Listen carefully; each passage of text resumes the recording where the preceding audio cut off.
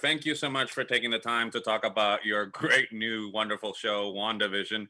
And you've had an eclectic, wonderful eclectic career as an actor, but was it exciting to get to do such a swing of a pendulum with a character that you've played multiple times Oh before? my!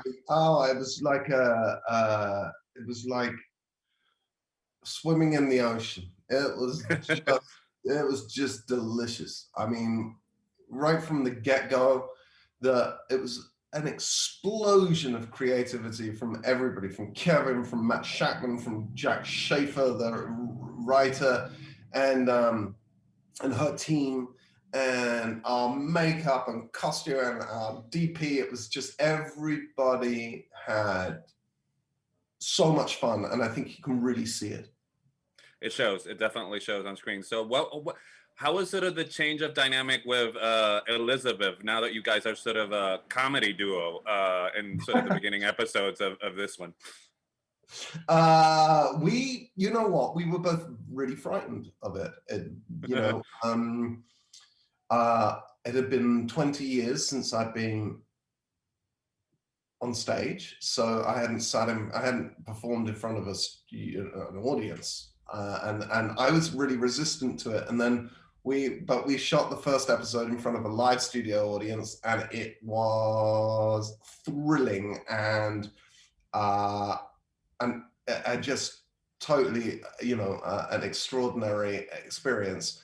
And afterwards, we just felt really brave, I guess. We'd sort of broken the most frightening thing. And so, at that point, we were able to totally yield to the idea. All right.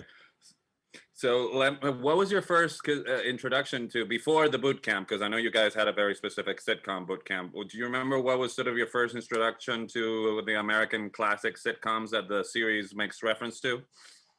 Oh, I grew up watching them. I mean, the American cultural imperialism was in full swing by the 70s. So and I bought the advert. I live here now, so the advertisement worked. I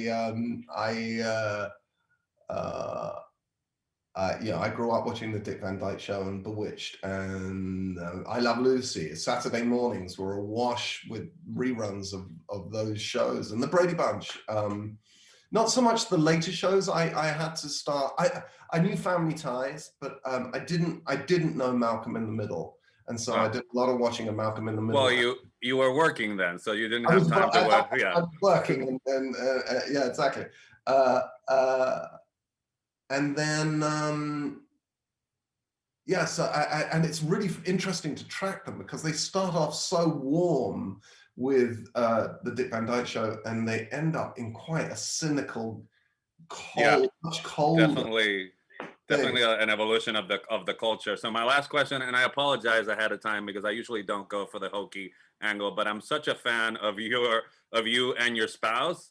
If you were to be able to drop into a Jennifer Connelly movie the way that your characters drop into a sitcom, which Jennifer Connelly movie would you want to drop yourself into? Well, that's a really difficult question, because I would say that Once Upon a Time in America is one of my top 10 favorite films of all time, but probably Labyrinth, because just because. I mean, what a place to be. You know what I mean? That would have been fun. Yeah, you would have gone like, bye, Jennifer, I'm going to talk to Bowie. But anyway, my time's up. Exactly. Oh, my God.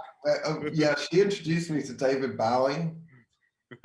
And yeah, and I was he's one of my heroes of heroes. I mean, I adore the man, and I couldn't speak. And I just thought, wow, when David Bowie died, what I began to realize is maybe David Bowie was holding the universe together, because it's gone down the toilet since he's left.